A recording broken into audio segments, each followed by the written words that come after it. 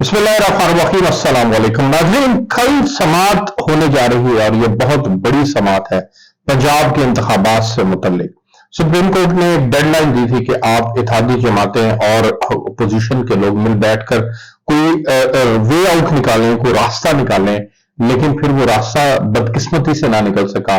और जब वो रास्ता नहीं निकल सका तो फिर आज जो दिन भर कार्रवाई हुई, आज जो सुप्रीम कोर्ट ऑफ पाकिस्तान के जो मुमकिन आइंदा आने वाले दिनों के अंदर जो फैसले हैं उनसे बचने के लिए आज एक ऐसी खिचड़ी पकाई गई है जिसके अंदर किसी एक को मुर्दे इल्जाम सुप्रीम कोर्ट शायद ना ठहरा सके।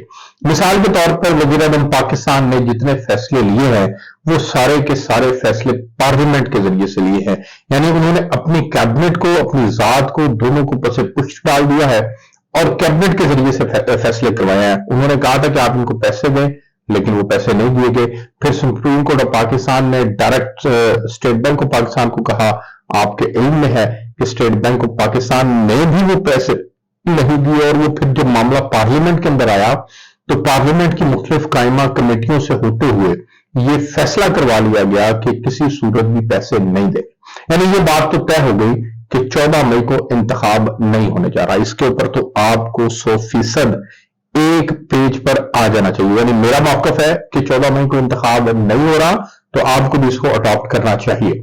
अब रही बात कि ये अब मामला फिर आगे बढ़ेगा कैसे।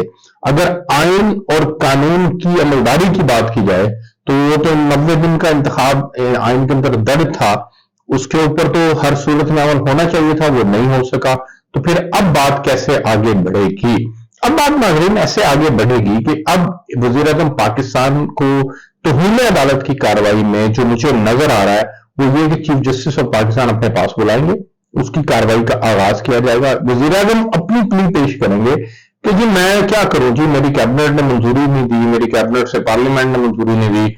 जब पार्लियामेंट एक फैसला कर ले तो पार्लियामेंट की बालादस्ती जो है वो बड़ी इंपॉर्टेंट है और किसी सूरत भी पार्लियामेंट की बालादस्ती के ऊपर कोई कॉम्प्रोमाइज नहीं हो सकता, उसके एहतराम के ऊपर कोई कॉम्प्रोमाइज नहीं हो सकता। तो फिर हम क्या कर सकते हैं? अब जब ये बात आएगी तो फिर उस वक्त में दो अदारे जो इस वक्त भी आमने सामने हैं, यानी पार्लियामेंट और सुप्रीम कोर्ट ऑफ पाकिस्तान, वो दोनों अदारे बाहम जब एक चपकलश के अंदर इस वक्त भी मौजूद हैं तो वो चपकलश मजीद आगे बढ़ेगी। अब देखते हैं कि मुझे ये बात भी सुनने को मिली थी कि ये सुप्रीम कोर्ट ऑफ पाकिस्तान के फैसलों को हर सूरत में इंप्लीमेंटेशन उनकी होना होती है, लेकिन दूसरी तरफ एक बात और सुनने को मिली थी कि तौहीन पार्लियामेंट के इख्तियार भी स्पीकर कौमी असेंबली के पास मौजूद है।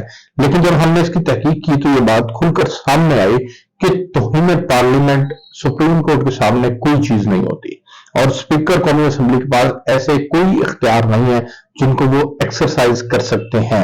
ये एक बुनियादी नुक्ता है कि सुप्रीम कोर्ट ऑफ पाकिस्तान ने एक हुक्म दिया था और उस हुक्म के ऊपर अमल दरामद क्यों नहीं हुआ। ये एक बहुत बड़ा फैसला होगा, बड़े दिल गुर्दे की बात होगी कि supreme court of Pakistan parliament में बैठे हुए लोगों को सबके ऊपर तौहीन अदालत की कार्रवाई लगा दे, तो ये शायद मुमकिन नहीं है और ना ऐसा हो सकता है। एक वज़ीर आज़म को अगर वो लगाते हैं तो वज़ीर आज़म पाकिस्तान तो इस वक्त ये चाहते हैं, उनकी जमात भी चाहती है कि उनमें से किसी एक आदमी को डिस्क्वालीफाई कर दिया जाए और उससे ये होगा कि उनको इलेक्शन के अंदर एक बयानिया मिल जाएगा, बिल्कुल उसी तरह का एक बयानिया मिल जाएगा जैसा एक बयानिया की जरूरत माजी के अंदर भी उनको रही थी। एंटी स्टेब्लिशमेंट बयानिया था वो, जब नवाज शरीफ साहब को डिस्क्वालीफाई किया गया तो वो ये कहा करते थे कि जी मुझे खलाई मखलूक ने डिस्क्वालीफाई करवाया है। तो वो खलाई मखलूक और उसके बाद के फिर तमाम किरदार आज वो एक्सपोज हो गए और उनमें जनरल कमर जावेद बाजवा इंपॉर्टेंट थे, उनमें साकिब निसार बड़े इंपॉर्टेंट थे। ये वो किरदार थे जिन्होंने उस वक्त एक अपना इंतहाई अहम रोल प्ले किया था, लेकिन बहरहाल आज उनको फिर एक बयानी की जरूरत है और उस बयानी की जरूरत को पूरा ये सुप्रीम कोर्ट की कार्रवाई कर सकती है। अब मैं इसके ऊपर एक बड़ा इंपॉर्टेंट और नुकता जो यहां पर उठाना चाहता हूं वो ये है कि फिर रास्ता क्या निकलेगा। सुप्रीम कोर्ट ने तो कहा था कि आपस में बैठकर मुज़ाकरात कर लें, ये असद कैसर के पास पहुंच गए। इमरान खान ने कहा उनके पास मैंडेट नहीं है, ये शाह महमूद कुरैशी का मैंडेट है। बातचीत आगे नहीं बढ़ी। नून लीग ने क्या कहा, उन्होंने कहा जी हम तो अपना मैंडेट देते ही JUIF को हैं, مذاکرات کرنے ہیں یا نہیں کرنے، یہ JUIF فیصلہ کرے گی۔ اب JUIF کا تو فیصلہ آپ کے اور میرے ہم سب کے سامنے ہے، وہ تو پبلکلی برملا کہہ چکے ہیں کہ عمران خان کو ہم سیاستدان ہی نہیں مانتے۔ Imran Khan is not a politician, وہ ایک مہرہ ہے، اور اس کے اوپر وہ ایک تفصیل کے ساتھ بات کرتے ہیں۔ میں یہاں ٹائم نہیں ہے جس کے جو ان کے اعتراضات ہیں وہ یہاں آپ کے سامنے رکھ سکوں۔ تو جب عمران خان کو وہ ایک مہرہ سمجھتے ہوئے ان کو پولیٹیشین ہی نہیں سمجھتے، تو پھر اس کا مطلب ہے کہ حکومت یعنی شہباز شریف اور ان کی جماعت پرٹیکولرلی یہ بھی مذاکرات کے حامی نہیں ہے۔ اب بات رہ جاتی ہے وہی مفادات کی، یعنی عمران خان کو مفاد ہے کہ انتخاب ہونا چاہیے، شہباز شریف صاحب اور ان کی دیگر اتحادی جماعتوں کا مفاد ہے کہ ابھی انتخاب نہ ہو، انہوں نے اپنی سیاست داؤ پر لگائی ہے تو وہ سیاست سے بھی کچھ گین کر سکیں، بینیفٹ حاصل کر سکیں۔ ود ان 10 days ہمیں IMF سے ایگریمنٹ بھی کرنا ہے۔ تو یہ تمام چیزیں جو ہیں وہ یہ بتا رہی ہیں کہ 14 مئی کو تو انتخابات نہیں ہو رہے۔ اب جب 14 مئی کو انتخاب نہیں ہو رہا تو پھر انتخاب کی صورت کیا ہوگی؟ اس کے لیے سپریم کورٹ جو ہے وہ آربیٹر کا رول پلے کرنا چاہتی ہے۔ اب سپریم کورٹ آف پاکستان اگر ثالث کا کردار ادا کرتی ہے تو پھر اس صورت کے اندر جو ہے وہ معاملہ کیسے آگے بڑھے گا؟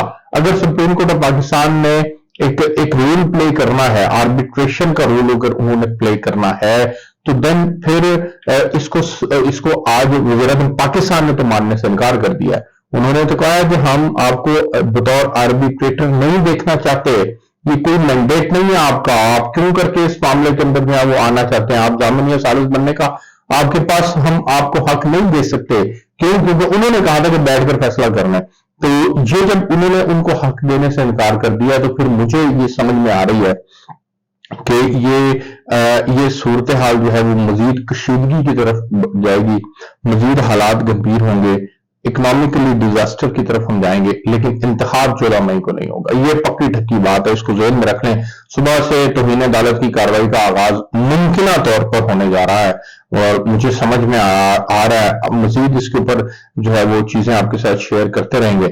ہمیں یہاں سے اجازت دیجیے، آپ کو لمحہ بہ لمحہ جو ہے وہ چیزیں آپ کے ساتھ شیئر کرتے رہیں گے۔ تب تک کے لیے اللہ حافظ۔